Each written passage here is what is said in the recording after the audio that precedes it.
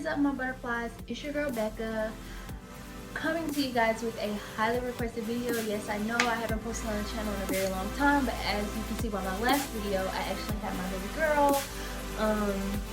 So I was like caught up with my pregnancy and things of that sort. Just wasn't feeling myself, and you know, pregnancy takes a toll on some people. So yeah, I hadn't recorded any videos or anything of that sort, but I am back and I am better. And as you can see by the title of this video, I'll be doing a how do we conceive video. I'll be going into depth about how we found our donor. I won't actually be disclosing our donor or exactly where we found him, but I want to detail about how we found him. Also, I'll be telling you guys the things that we use to conceive, how I tracked my ovulation up until the point where we actually did our insemination, and things of that sort. So yes, let's go ahead and get straight into the video.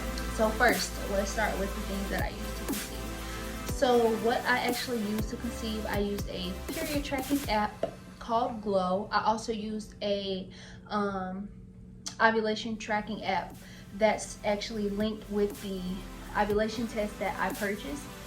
We also used this little handy dandy item right here, which is called a soft disc, and I'll go into more depth about it once I get to the actual insemination part. I also use a syringe. This is not the actual syringe I use, but we use the syringe. Also, these are the ovulation tests that I use. Like I said, I use the brand called Easy at Home, which we purchased these off of Amazon. I also used one more item that I don't have here with me, which is the Clear Blue Digital Ovulation Test. I only used that on the day that I got my peak. But yeah, so straightforward. Let's go ahead and move into the next part of it, which is how I actually tracked to get to the point of conceiving. So so I had my cycle. My cycle is, prior to me like having my baby, my cycle was about sometimes between 2 to 4 days. It never went past 4 days. So when I had my cycle had ended. So once my cycle had ended, I knew like, okay, cool, it's time to start tracking for ovulation. The day the cycle ended, the next day is when I started tracking my ovulation. And I was, like I said, I was using these little tests. I took these tests 3 times a day, morning, afternoon, and before bed. So with these tests, like I said, it does come with an app, which I like because the app was very helpful. What you do is actually the little test strip, I'll open this because we don't need it. This little test strip, so of course you get your sample, your urine sample, whatever. So what we did, I just like had like little plastic cups. I would dip it in there for 20 seconds and then let it sit out for like 3 minutes, which is what the recommended directions say. Let it sit for 3 minutes and then view the test. So I let it sit for 3 minutes. Then what you do, like I said, it comes with an app. So you take a picture and you upload the actual test in the app, and it tells you what your LH level is. So as you constantly test and get closer to your ovulation day, you'll see that your LH, like the number rises and the lines on the test actually get darker. So I tested. Like I said, tested 3 times a day for, I want to say it was about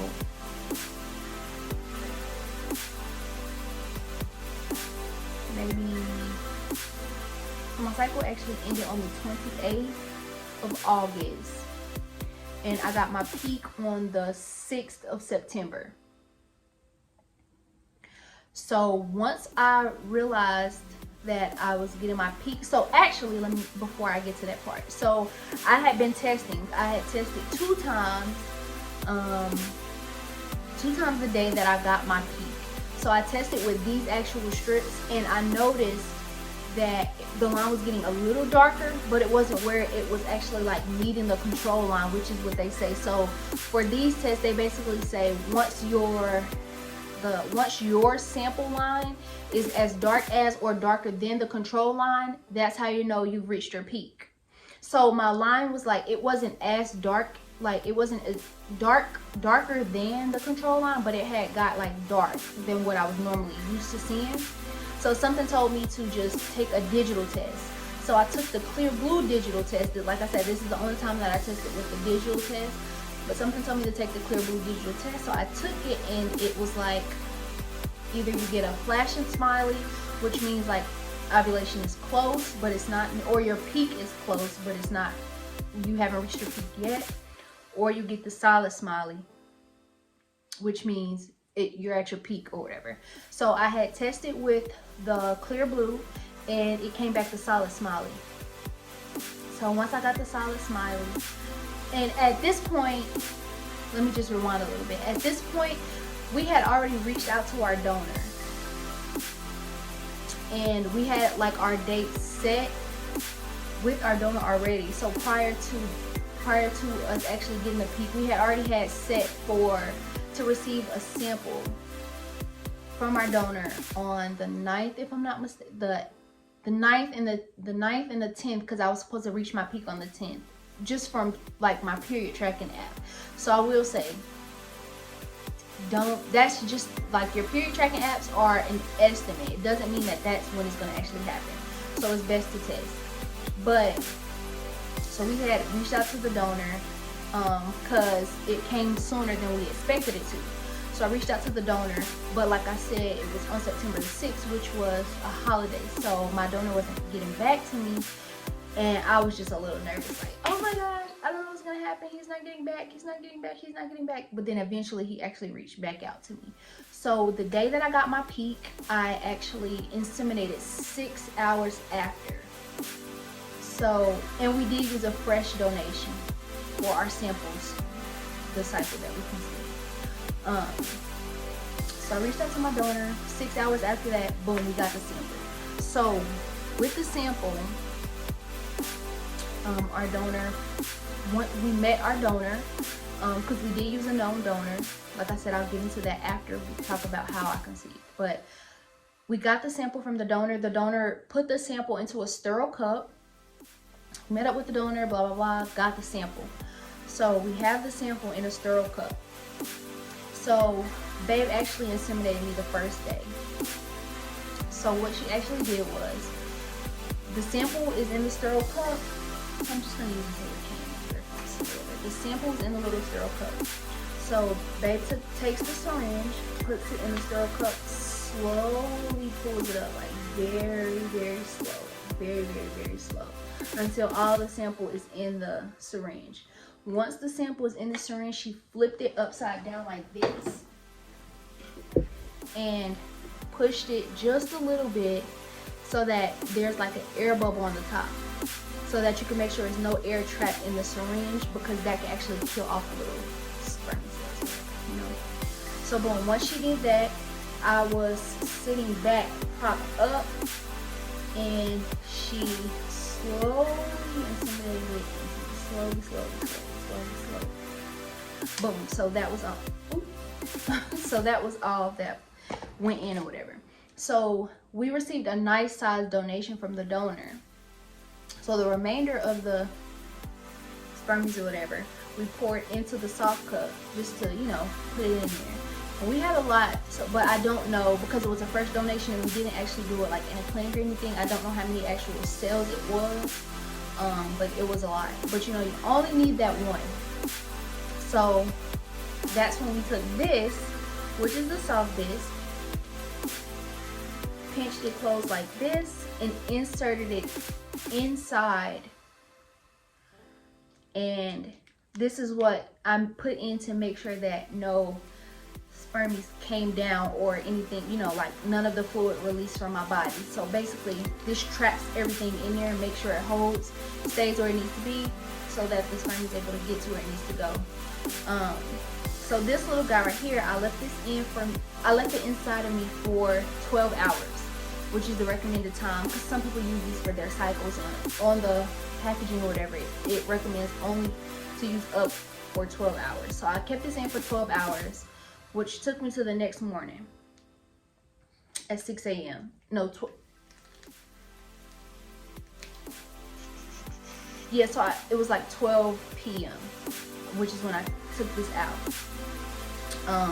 So boom, that was it. That was the first day. So I did get 2 donations in my cycle. So the first donation, like I said, like I was just telling you all, that was my peak day. That wasn't actually ovulation day. So the following day was my ovulation day. And I got a sample that day at 8 p.m. 8:30 p.m. So my donations were within 18 hours of each other.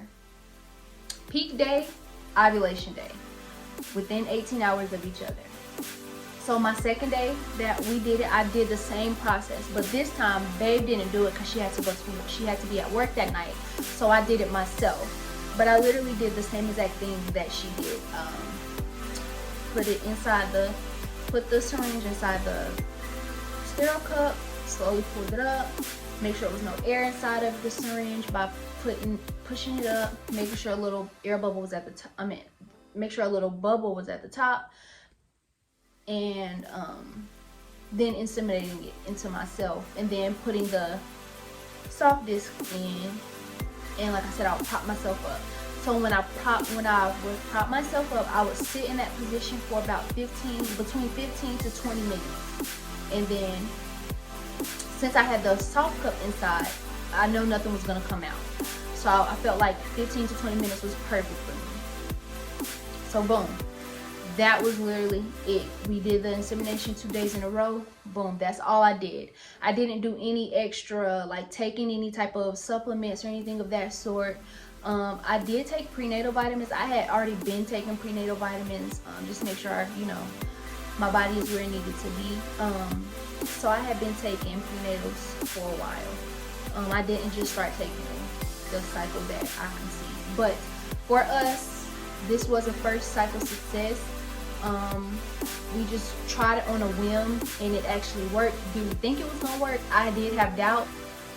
So in the last clip you seen, that was our actual how did we conceive. That just goes into depth about what we used and how we actually done it as far as timeline wise. But that is it for the video. I would like to thank you all so much for tuning in, and make sure you stay tuned for the next video. Ciao, butterflies.